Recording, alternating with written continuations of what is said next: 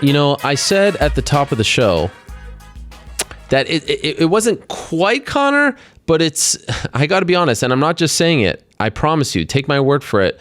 It's a step below. The amount of people that have bothered both New York Rick and myself, have asked, have demanded, have campaigned, have suggested to have our next guest on the show. It's Conor-esque. When Conor made his debut on this program a little over 3 years ago, I said at the beginning of that interview that people have been bothering me for quite some time, that I don't recall people bothering me that much in the history of the show back then to have a particular guest on, and this rivals it. It's like one notch below, and it's very impressive. And when our next guest, Emil Meek, won on Saturday night in Milan, Italy at Venator FC 3 when he defeated Rousimar Palhares in impressive and both shocking fashion, then I said, all right, we got to get the Norwegian on. We got to get Valhalla on. So here he is joining us right now via the magic of Skype. There he is, Emil Meek himself. Hello. How are you, my friend? I'm very, very, very good. And thank you for that introduction. It makes me feel very honorable. Let me tell you, my friend, a lot of people love you. I don't know if you know this, but a lot of people have been asking me for a long time to have you on, including yourself. Yeah, I have to ask myself also, but there's a lot of Norwegians there that just want somebody to root for, a fighter that they want to see do it good. And I had a big fight coming up, and they thought I should be a guest with you, and I thought as well. So well, I'm a little bit late, but better late than never. Tremendous win for you. I have a lot to ask you about. First things first, what exactly are we wearing here? What is this? Football jersey? Oh, this is my Valhalla Army t-shirt. Oh, wow. Gave it out to everybody that came and supported me in Milan. We got I think we had at least 60 people in the audience from flying in from Norway to just support me, and that's that's a great honor, and it feels like I can't fight in my hometown. Yep. I can't fight. If I can't fight in Norway, it's not allowed. So I have to try and make every arena my hometown. So I had to bring in all the support I can get. Now, what does Valhalla mean? Valhalla is a place where the warriors, Viking warriors, dies, and they come to Valhalla. It's like sort of a heaven. Just with in the Valhalla, you drink and you fight and you do something with girls. Do something with girls. What do? You dance around with them, ring around the rosy? Yeah, Yes. I don't know. It's up to you, I guess. Yes, and you walk out with the axe. What do you call that thing? It's axe. It's an axe. Just Okay. Axe. Yeah. Is it a real one? Norwegian is axe. No, well, it's a real axe. It's no plastic. It's no like that, but it's not. It's blunt. So I can't. I guess I can kill someone with it, but it's a lot harder. So I think that's the whole point of having a blunt axe. So this is an amazing. And it's easier to take through airports. Oh yeah, because you have to go through, and they let you do that. Yeah, I had to check it in with special luggage, and I had to take it through customs, and they just thought it was funny, but they checked it out pretty well. Well, I appreciate that. I appreciate you going to those lengths to stick with the gimmick. That's very good. So clear something up for me. So you're with Venator. You find out that Palhares, this very controversial, polarizing figure, he's been hurting people. He's suspended here in the United States. You find out that he's coming and he's going to fight for them, and you say to them that you want to fight this guy. Is that true? Yeah, that's right. I heard from my friend Jack Hermanson that they were having trouble finding an opponent for him, and everybody's turning down, and they try to buy opponents for him and everything. And I'm just like, okay, this is a great opportunity. I have to get on that right away. So I just jumped to it. I called Frank, the president, and asked I really want this fight if they would let me, and because he has a lot more experience and has competed in a high level. So I wasn't sure if he would take the fight or not. But they asked,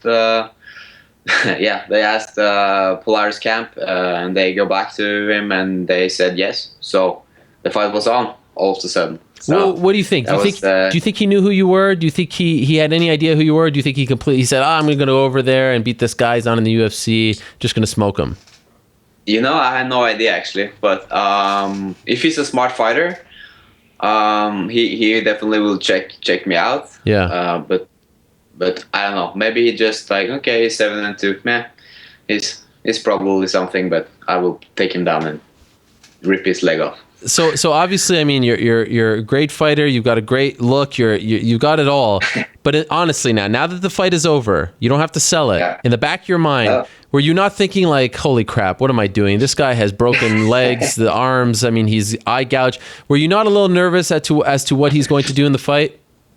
You know, when I'm walking into the fight, I can't think of the worst thing that can happen. What's the worst thing that can happen every time? And because it's pretty bad in a fight, and you know, I can get like serious head injuries. I can get my arms ripped off. I can, you know, it's a lot of bad stuff that can happen, and not just with Palhares, but of course, maybe extra with Palhares. And but the only fear I walk into in the cage is the fear of not showing how talented and how good I am, and all the hard work I put down all the last years, and not to be able to show it. You know, the fight can be over in 5 seconds, 10 seconds. If I do a mistake, if I slip, if I do something wrong, you know, the fight could be over any second. And if I can't show the potential I have and the everything that I've been working for, the hundreds of hours that I put in, it's horrible. And that's the only fear I walk into. So the fight starts, feeling out process, and then he goes for your leg. He goes for the single. And then he quickly tries to go for the double. And then all of a sudden you unleash elbows from hell. At what point, do you recall the point where you're like, oh my God, this could be over in a matter of seconds? Do you remember that shot? Yeah. I've been doing like my defense against the wall is pretty good. I got very good balance there, and I get I always in my last fights I've been punishing my opponents for just pressuring me and not doing anything there. But I definitely felt I think it was the third elbow or fourth elbow, I don't know, that I felt him collapsing, and his grip around my thighs just dropped.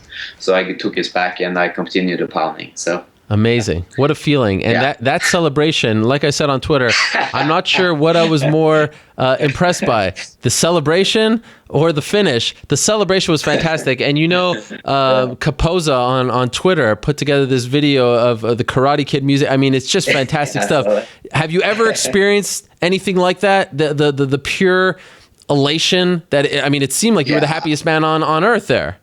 I probably was, and I, you know, the last 3 fights I had, I had almost the same feeling. You know, this is of course a step beyond, but the last 3 fights I had my army with me, and to be able to share that joy and that moment with the people I love and the people that care about me is truly amazing.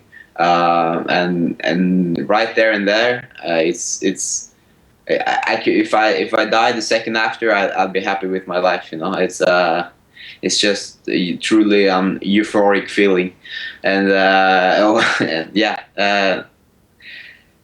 it's with the 45-second finish and everything. It's I of course had a lot of energy left. Yeah, so, yeah.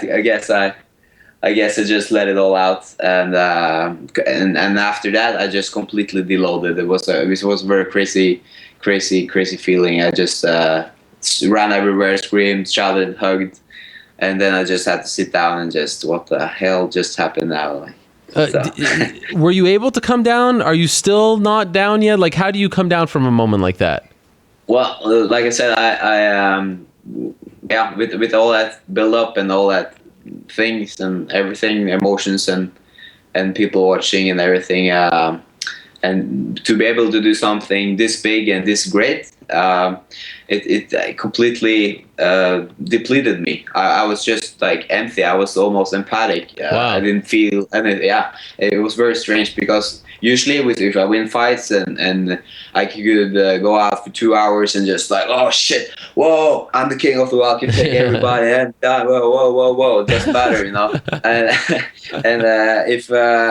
this time I just when I was in the cage, I just completely ran out of energy, and I was just okay. okay, what's going on now? What's next? And I just had to go down, and I sat in the locker room for a little minute and just started crying in the locker room. And Wow. yeah, it was very very weird feeling actually. I never felt it like that before. Did you go out in Milan? Did you celebrate? What'd you do? Well, I of course owe it to my fans that come down and watched me, and so yeah, I went out with them and just said hello, and I had a half a beer.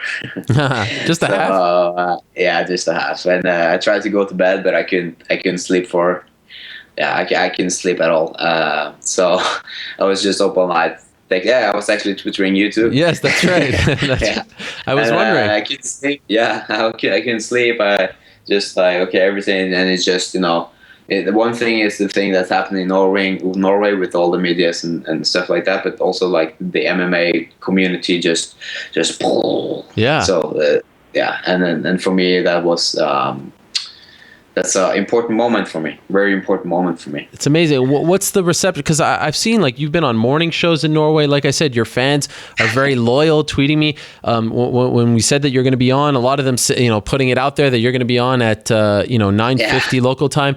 What has it been like back home with the media? Are you getting hounded? Are you getting a ton of interview requests? What's it like? How are you handling all this? Yeah, I've always been this guy. Like I asked you, can I come to your show? And try to get on that, and I've been like that, with a lot of things. I've always been contacting the media to do interviews. To like, I have a good fight coming up. I have this and this, and I've been doing that for a lot of years since my first amateur fight. And that's also why I have so many great fans, and because I always been visible and always been easy to track and follow. And Norway and in MMA is real small in Norway. We got a lot of talented fighters, but it's completely unknown sport. And for me to just stump up that road for every other Norwegian fighter that's out there is it's a important job to do. And to get all the media attention that you can get, that's the most important thing. If I just went into the cage, beat somebody up, and left, and just kept my mouth shut, it wouldn't be the same. Right. And so I always been the guy that's been contacting people, and this time it's the other way around. Now everybody's calling me. That's amazing. But it's very fun. But I had to get up in like 7 a.m. this morning to do this another Skype with the morning show and a radio and another radio, and then but it's a lot of work, but it's absolutely worth it. I'm still here in Milan with my girlfriend to try and take a few days off and eat some ice cream and Yes. Yeah. Yeah, actually, I was going on your Instagram. Clearly, you and your girlfriend are very much in love with each other. She is a fitness model, right? So, some interesting photographs on your Instagram. Interesting. That's cool. Yes. Yeah, absolutely. She's very beautiful, and I really love her, and we have everything. It's cool. We have the same mindset for things, that great things can happen, and we don't want to be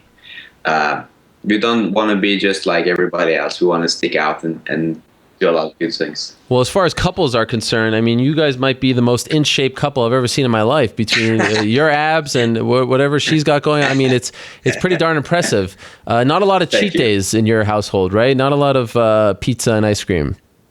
Now, it's like we love ice cream and we love pizza like everybody else, and but it's for me as a professional athlete, it's really important for me to, if I get out of shape, I really feel shitty about myself. Yeah. If it's like you're drawing a picture, a big beautiful painting, and you use all I've been using 6 years to do this.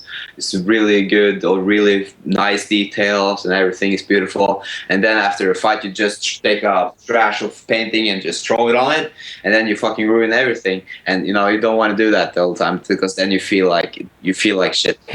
Interesting. So now the big question is, who's going to reach out to you? Are you exclusive with Venator? I'm guessing no. No, that's actually like no, I'm not. I'm really Are you still managed by respectful about. yourself? Do you still manage yourself? I saw in an interview with MMA Viking a couple of weeks years ago that you manage yourself. Is that true? Yeah, that's actually true. You need to get a I did manager. everything myself. You don't think Yeah, you need a manager? yeah, if you do the right thing and nobody knows everything about you except you. Sure. So of course, it's a lot of work, but I have this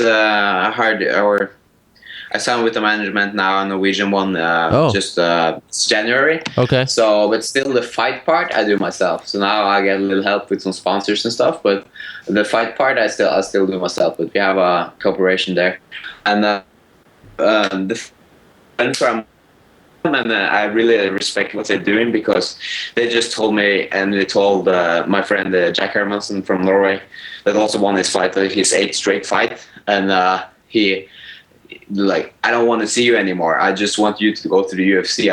I don't want you to fight for us anymore.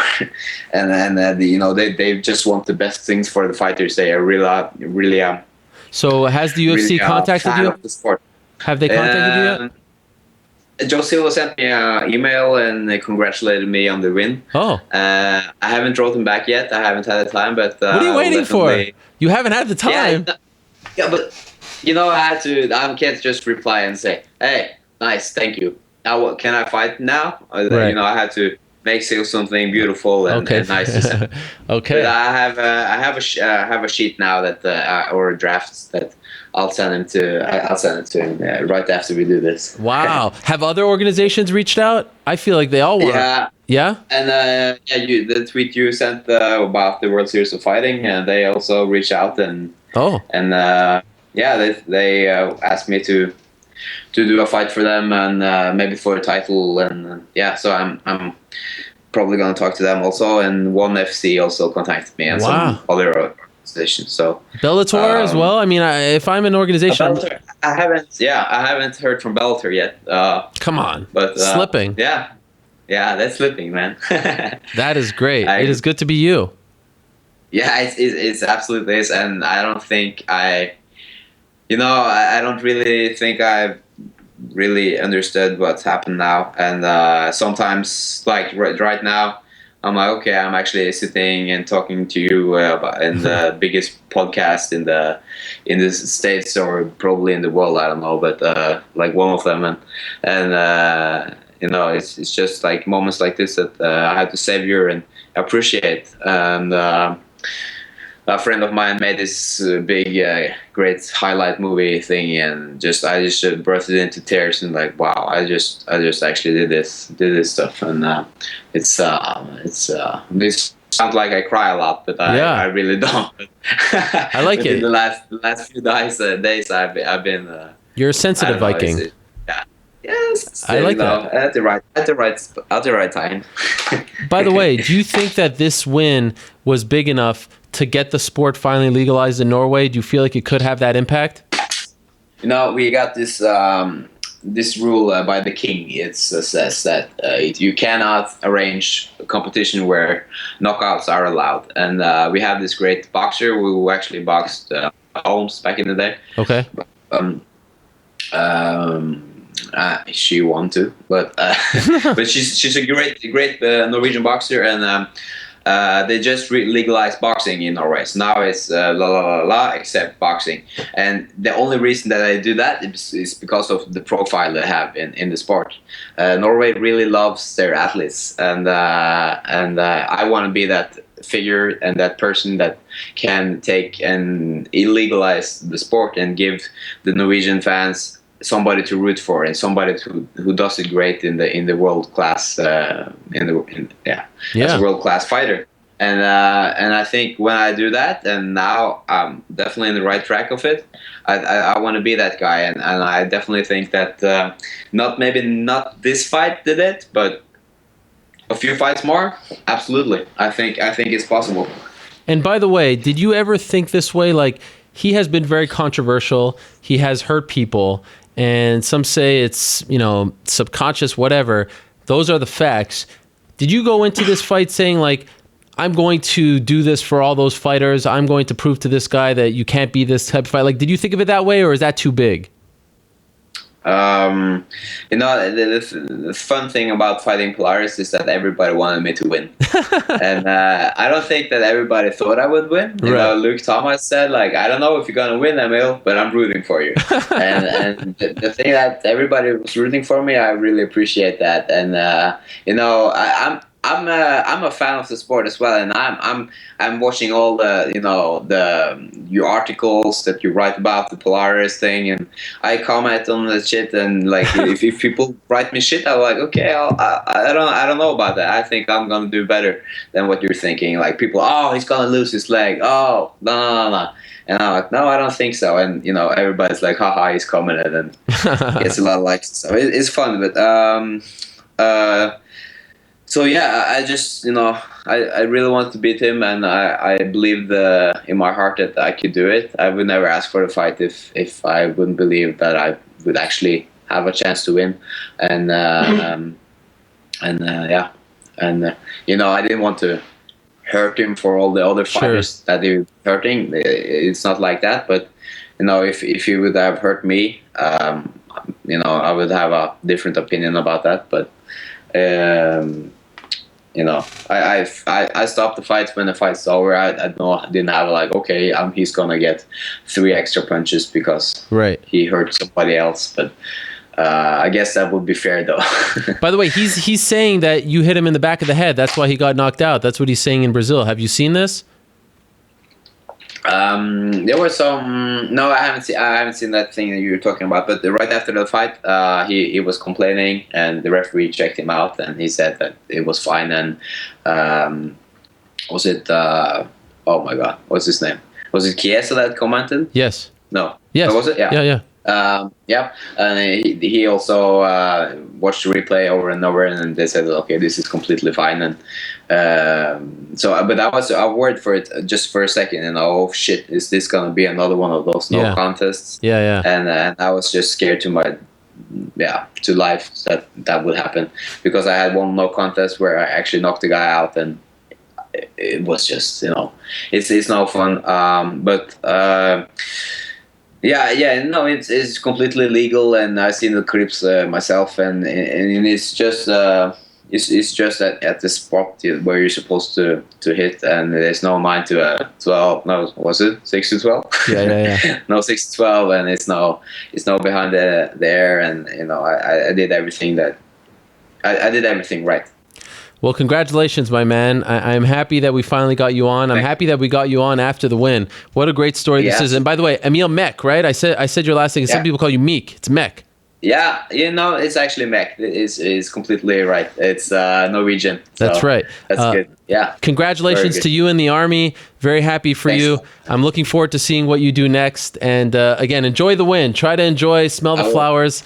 You deserve it, my man. Very, very nice. I'm very happy that we had the opportunity to have you on, and I got to meet you for the first time. So appreciate the time very much, Emil. Appreciate it. All right, there he is. Emil Meek, Valhalla, joining us. What a happy man. The happiest man in Milan, Italy right now. Beautiful stuff from him. Picking up a huge win, a shocking win, an unexpected win over Rousimar Palhares in the main event of Venator FC 3. Great stuff. If you haven't seen the clip that I was talking about, the clip from the very active and insightful Twitter user Kapoza, it is fantastic. It's him celebrating to the tune of the Karate Kid and jumping in the air. It's just great. Do go out and check it out. It's amazing. So a great moment there for Emil Meek. If I'm the UFC, I sign him right away, especially with what they're doing in Scandinavia. So we'll see what happens.